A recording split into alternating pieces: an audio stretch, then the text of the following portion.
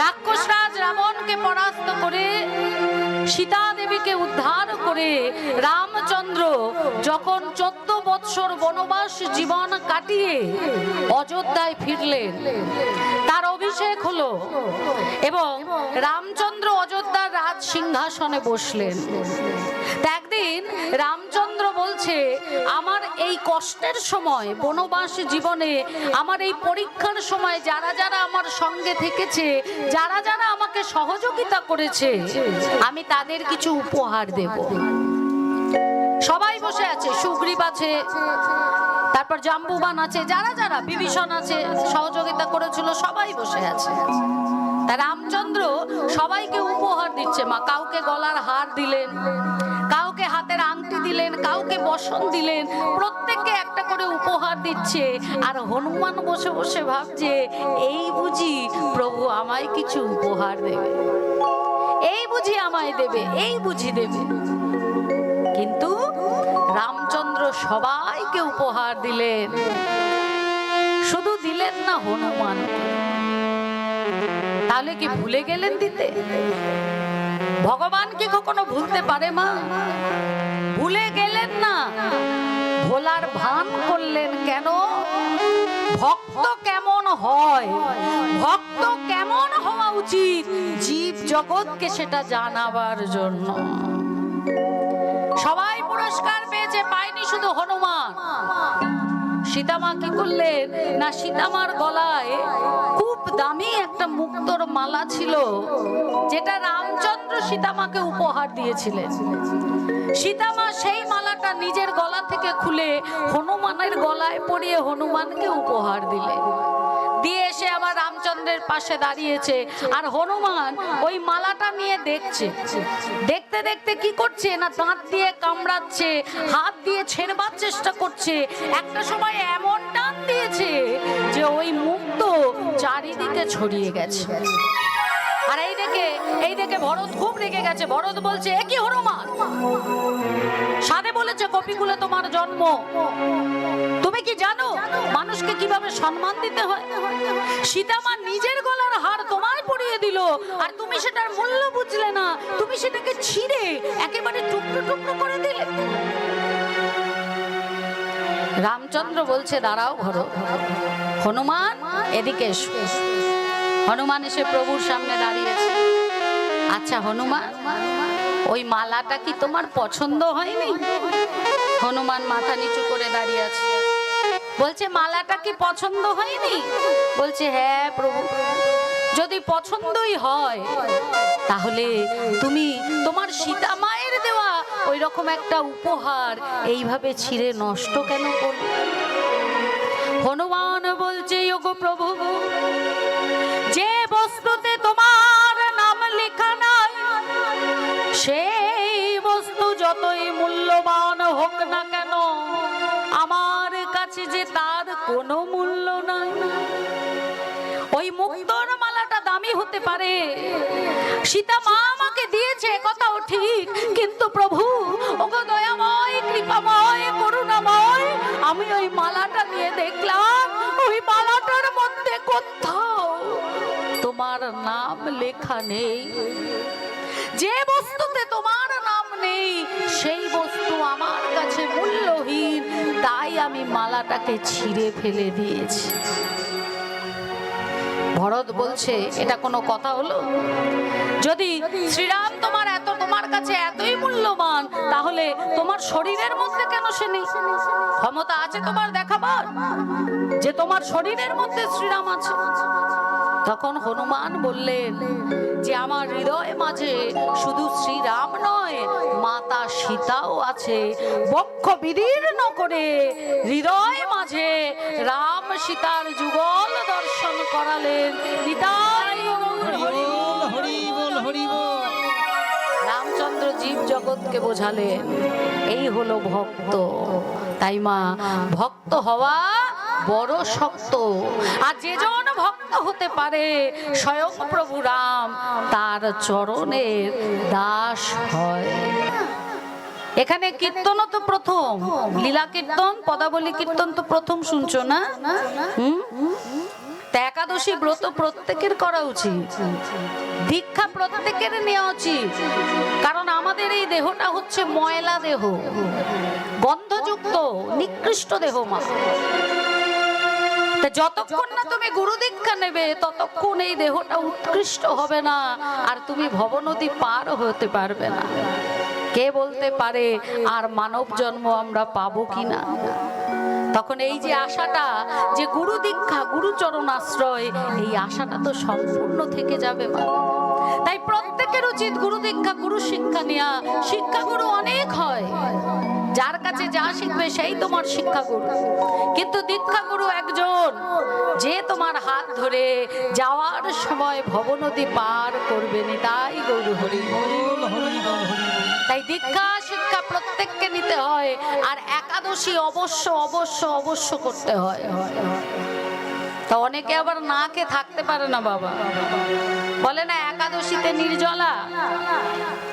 বলে বাবা নির্জলা কি করে করব, জলটাও খেতে পারবো না। ও বাবা অমন করার দরকার নেই, শাস্ত্র বললেন তোমায় নির্জলা করতে হবে না, তুমি দুধ আর ফল খেয়ে একাদশী করো। আবার কেউ বলে ওরে বাবা রে, দুধ খেলে ফল খেলে আমার গ্যাস হয়। না বাবু না বাবু, করতে পারবো না। বলছে বেশ, তুমি তাহলে পেঁপে আলু কাঁচকলা ঘি সন্দব গোলমরিচ দিয়ে একটা শাকার বানাও, সেটা খাও। এটা তো খেয়ে থাকা যায়। তাহলে একাদশী করতে গেলে নিয়ম ভাবে করতে হয়। এবারে দেখুন কেন বললাম, একটা ছেলে ছিল যার নাম ছিল জগা। এই জগা না খেয়ে থাকতে পারতো না মা, বুঝেছো? এই জগার মা নেই, বাবা নেই, বোন নেই, ভাই নেই, কেউ নেই। গ্রামের শেষে একটা বাড়িতে এই জগা থাকতো।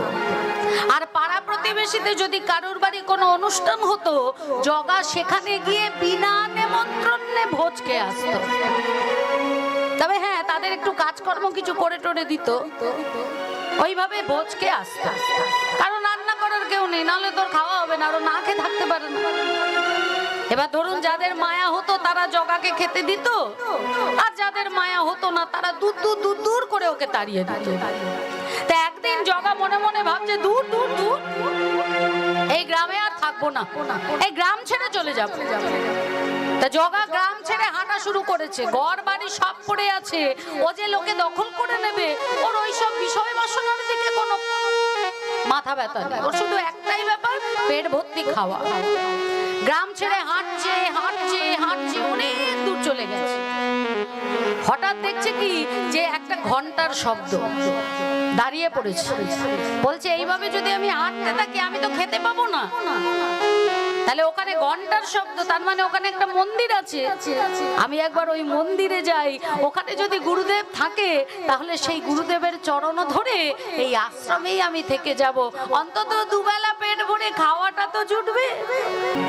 এবার জগা কি করেছে মা, সেই ঘন্টা লক্ষ্য করে মন্দিরে গেছে। এবার মন্দিরে একজন গুরুদেব বসে বসে নাম জপ করছে, একেবারে গিয়ে গুরুদেবের চরণে পড়ে গেছে। গুরুদেব গুরুদেব গুরুদেব, আপনি আমায় আশ্রয় দিন গুরুদেব, আমার কেউ নেই, মা নেই, বাবা নেই, ভাই নেই, বোন নেই, আমার কেউ নেই, আপনার চরণে আমায় একটু আশ্রয় দিন। আমায় কিচ্ছু দিতে হবে না, শুধু দুবেলা একটু পেট ভরে খেতে দেবেন। আপনি যা যা কাজ করতে বলবেন আমি হাসি মুখে সব কাজ করে দেবো। গুরুদেব মনে মনে ভাবছে এই রকম বাজারে দুটো খেয়ে সব কাজ করে দেবে এমন বিনা পয়সায় কাজের লোক কোথায় আর পাওয়া যায়? তা পেয়েছি যখন, একে আর হাতছাড়া করা যাবে না। তা সেই থেকে জগা ওই গুরুদেবের আশ্রমে থাকে মা, আর সমস্ত কাজ করে আশ্রমে। গুরুদেব নিজে বসে জগাকে পেট ভরে খাওয়ায়। এইরকম করতে করতে যখন 14টা দিন পেরিয়ে গেছে, 15 দিনের দিন, জগার তো খুব খিদে পেয়েছে, কিন্তু জগা দেখছে রান্নাঘরে তালা দেওয়া, মানে আজকে কোনো রান্না বান্না হয়নি, বুঝেছো? এবার গুরুদেবের কাছে এসে বলছে, গুরুদেব আজকে সব বন্ধ, রান্নাঘর বন্ধ, রান্না বান্না হচ্ছে না, আজকে কি কেউ খাবে না? গুরুদেব বলছে চুপ কর, আজকে একাদশী না, একাদশীতে খেতে নেই। গুরুদেব আমি না কি করে থাকবো? পারবো না, আপনি আমার খাওয়ার ব্যবস্থা করে দিন গুরুদেব, আমি মরে যাব, আমি না খেয়ে থাকতে পারবো না। গুরুদেব বললেন আচ্ছা দাঁড়া। রান্নাঘর থেকে 250 আটা দিলেন মা, 2-3টে আলু দিলেন, একটু লবণ দিলেন আর ঘি দিলেন, বললেন এটাতে তোর হয়ে যাবে। তবে মন্দিরের মধ্যে নয়, একদম মন্দিরের বাইরে যাবি, ওই জঙ্গলের মধ্যে রুটি বানাবি, আলু মাখবি, রুটিতে ঘি লাগাবি আর আলু সিদ্ধ দিয়ে সেটা পাবি। হরি হরি জগা। আর শোন, হ্যাঁ, খাবার আগে ভগবানকে ডাকবি, কিন্তু তাকে দিয়ে যেটা থাকবে সেটাই খাবি। জগা ওই রুটি নিয়ে গেছে জঙ্গলে, রুটি বানিয়েছে, রুটির মধ্যে ঘি লাগিয়েছে, আলু সিদ্ধ মেখেছে। এবার যেই না খেতে যাবে হঠাৎ মনে পড়েছে যে গুরুদেব যে বলেছিল যে ভগবানকে ডাকবি, ডেকে খাবি। এবার বসেছে মা ভগবানকে ডাকতে, ও ঠাকুর তাড়াতাড়ি এসো না, বড্ড খিদে পেয়েছে, আমি খিদে চেপে রাখতে পারছি না। আরে বাবা তাড়াতাড়ি এসো না, এসো না। 40 মিনিট হয়ে গেল তথাপি এলো না। বলছে ঠাকুর এবার আমি মরে যাব, ঠাকুর এবার আমি মরে যাব, ঠাকুর তোমার পায়ে ধরি, তুমি এসো, তোমার পায়ে পড়ি, একবারটি এসো ঠাকুর।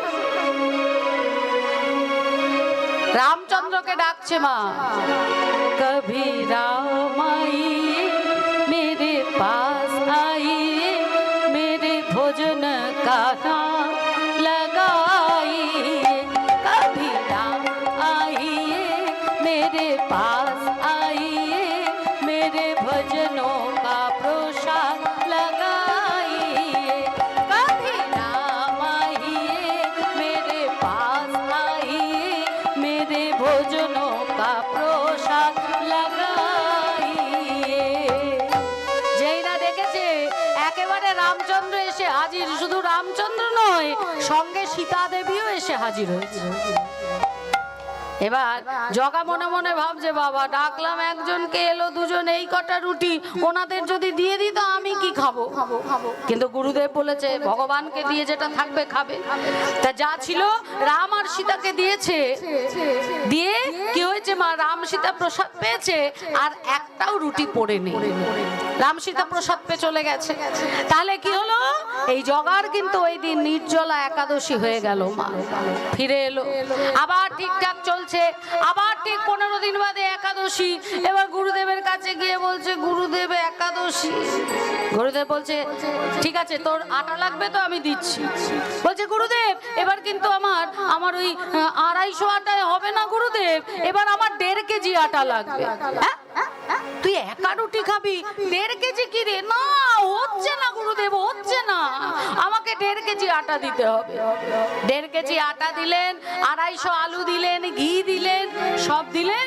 আবার গিয়ে ওই রকম রান্না করে রুটি সাজিয়ে আবার রামচন্দ্রকে ডাকছে। আগের দিন রাম সীতা এসেছিল মা, আর আজকের দিনে কে এসছে জানো? রাম সীতা তো এসছে, আবার সঙ্গে হনুমানকেও নিয়ে এসছে। এদিকে ও গাইছে, ও ডাকছে, মেরে রাম আইয়ে মেরে পাস আইয়ে, মেরে ভোজনো কা প্রসাদ লাগাইয়ে, হ্যাঁ রাম আইয়ে মেরে পাস আইয়ে, মেরে ভোজনো কা প্রসাদ লাগাইয়ে। এবার শুধু রাম এলো না, রামের সঙ্গে সীতা দেবী এলো, আবার হনুমানও এলো। যেই দেখছে 3 জন, সঙ্গে সঙ্গে বলছে আমি তো তোমাকে একা ডেকেছি গো, আগের দিন তুমি সীতামাকে নিয়ে এলে, সব খেয়ে নিলে, আমার খাওয়া হলো না, আজকে আবার সীতামার সঙ্গে আবার এই হনুমানকে নিয়ে এসেছো, এই গোটা রুটি দূর বাবা ভালো লাগে না, আমার খিদে পেয়েছে, আমি খিদে সহ্য করতে পারি না। আচ্ছা নাও নাও বসো, এসো যখন বসো। 3 জনে বসেছে, এবার তাদের সেবা দিয়েছে। সেই দিনও জোগাড় ভাগ্যে খাওয়া জোটেনি মা, একেবারে নির্জলা একাদশী হয়ে গেছে।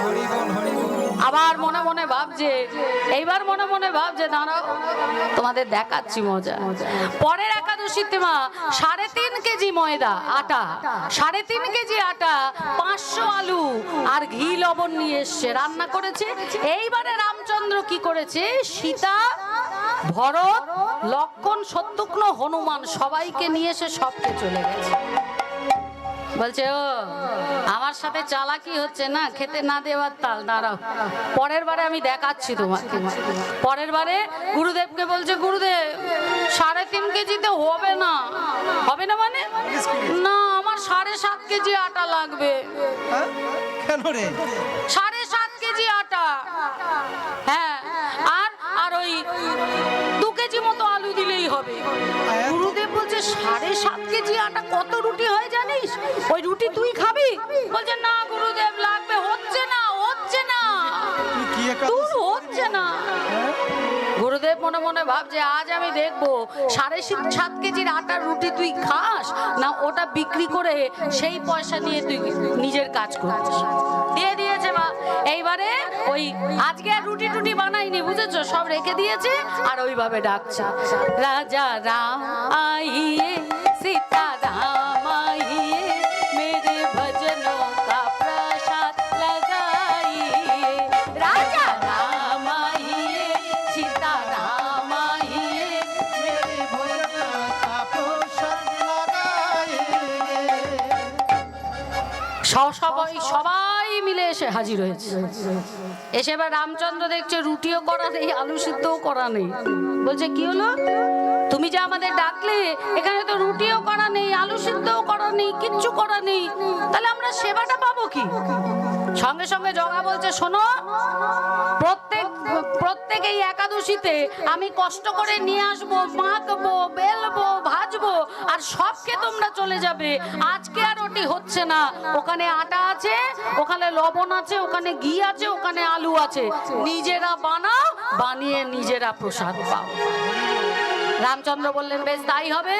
লক্ষ্মণকে বললেন লক্ষ্মণ তুই আটা মাখ, ভরতকে বললেন ভরত তুই রুটি বেল, আর সীতামাকে বললেন সীতা তুমি রুটিটা সেঁকো, আর হনুমানকে বললেন হনুমান তুমি যাও গিয়ে তুমি ওই জঙ্গল থেকে কাঠ নিয়ে এসো। এবার সবাই মিলে রান্না করছে। আর জগা বলছে তাহলে আমি কি করব? রামচন্দ্র বললেন তুই ওই গাছের তলায় বসে আমার নাম জপ কর। জগা গিয়ে গাছের তলায় বসে নাম জপ করছে। আর এদিকে গুরুদেব ভাবছে আজকে তো আমি হাতে নাতে ধরবো যে ওই আটাটা কাউকে দিয়ে দেয় না আটাটা বিক্রি করে পয়সাটা নিয়ে নেয়। গুরুদেব এসেছে, এসে দেখছে কি জগা চোখ বন্ধ করে নাম জপ করছে। এই জগা, এই জগা, আরে এই জগা উঠবি তো? তুই যে 7.5 কেজি আটা নিয়ে, এইদিকে 7.5 কেজি যে তুই আটা নিয়ে এলি, কি করলি? কাউকে দিয়ে দিয়েছিস না বিক্রি করে দিয়েছিস? করেছিসটা কি আগে বল? তোর এত বড় সাহস তুই আমার কাছ থেকে আটা নিয়ে এসে বিক্রি করিস? বলছে না গুরুদেব আমি বিক্রিও করিনি, কাউকে দিয়েও দিইনি। বলে তাহলে রুটি কই? বলে ওই যে সীতামা রুটি ভাজছে। গুরুদেব এদিক ওদিক তাকাচ্ছে, কাউকে দেখতে পাচ্ছে। বলছে ইয়ার কি মারা জায়গা পাসনি? সীতামা রুটি ভাজছে, শিগগিরই বল যে ওই 7.5 কেজি আটা তুই কি করেছিস, নাহলে আজকে তো রক্ষে নেই, এই আমি বলে দিলাম।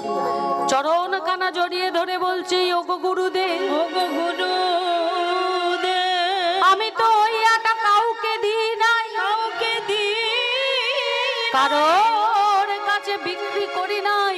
তুমি চেয়ে দেখো সীতামা ওইখানে রুটি করছে, তুমি কি দেখতে পাচ্ছ না? যেই না ভক্ত গুরুদেবকে ছুঁয়েছে, সঙ্গে সঙ্গে গুরুদেব ওদিকে তাকিয়ে দেখছে কি যে রামচন্দ্র দাঁড়িয়ে আছে, লক্ষ্মণ মাখছে, ভরত বেলছে, আর সীতামা রুটি ভাজছে। সেখানে হনুমান আর শত্রুঘ্নও দাঁড়িয়ে আছে।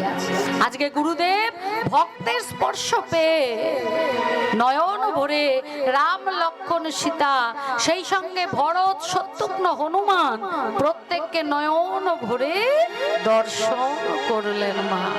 তাহলে দেখুন, ছলে বলে কৌশলে যেভাবেই হোক না কেন, ভগবান কিন্তু এই ছেলেটিকে একাদশী ব্রতটা পালন করিয়েই দিলেন। হরি বল। একাদশী নির্জলা করলে সব থেকে বেশি উপকার পাওয়া যায়।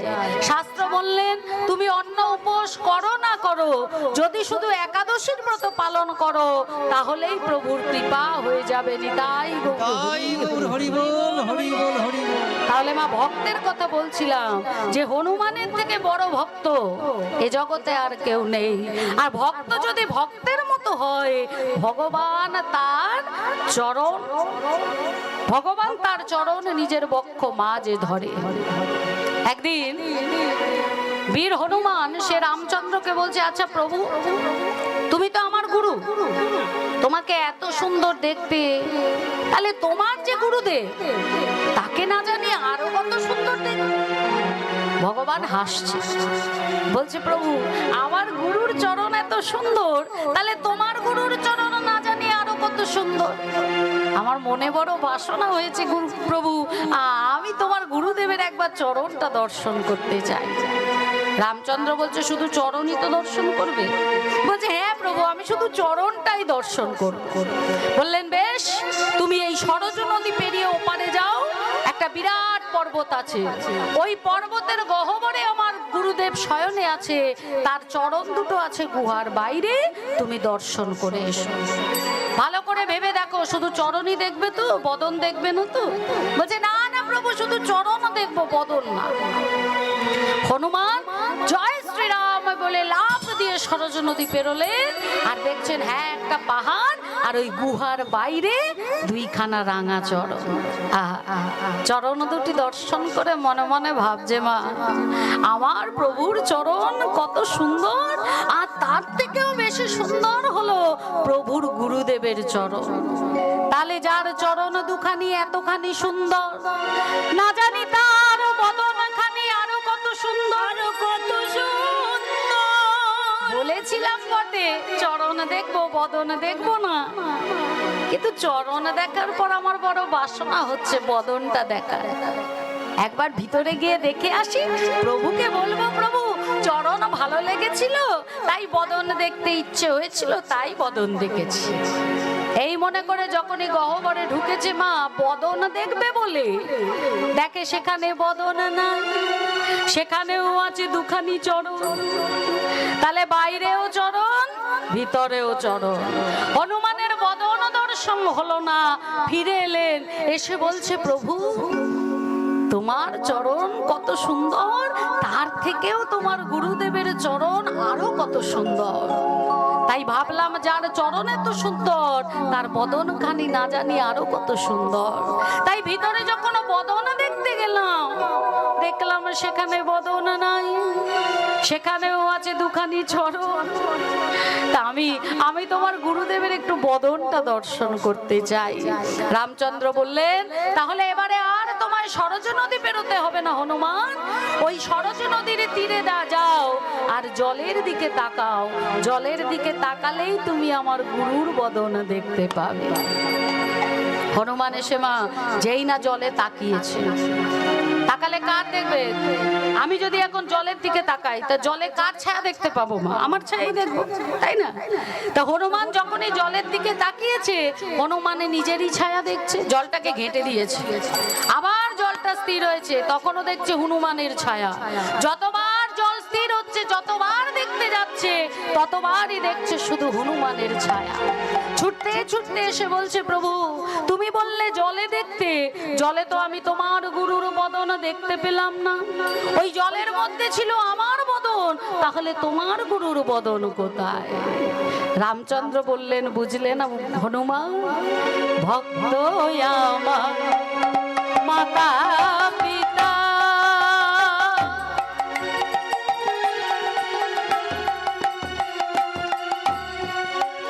ওগো ভক্ত আমার গুরু,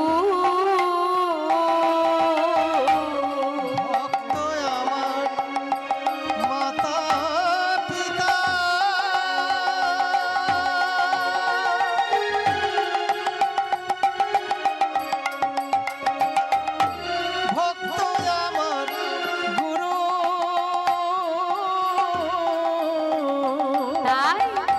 ভক্ততে রেখেছে না বাঞ্ছা কল্পতরু ভক্ততে রেখেছে না বাঞ্ছা কল্পতরু। আমি ভক্ত বিনা আমি জানি ভক্ত বিনা আন জানি না ভক্ত বিনা আমি জানি না বিনয়ন জানি না ভক্ত আমার মাতা পিতা ভক্ত বিনা আন জানি না ভক্ত আমার মাতা পিতা ভক্তই আমার গুরু সখা হরি বল। বলি ভক্ত আমার গুরু সখা ভক্ত আমার মাতা পিতা ভক্ত আমার গুরু সখা ভক্ত আমার মাতা পিতা ভক্ত আমার গুরু সখা ভক্ত বিনা আর জানি না ভক্ততে রেখেছে নাম বাঞ্ছা কল্পতর আমার ভক্ততে রেখেছে নাম বাঞ্ছা কল্পতর নিতাই গৌর হরি বল মা। তাহলে ভক্ত যদি ভক্তের মতো হয় আর হনুমানের মতো যদি কোনো ভক্ত হয় মা, তাহলে স্বয়ং রামচন্দ্র তাকে গুরুর আসনে বসায়। হরি বল।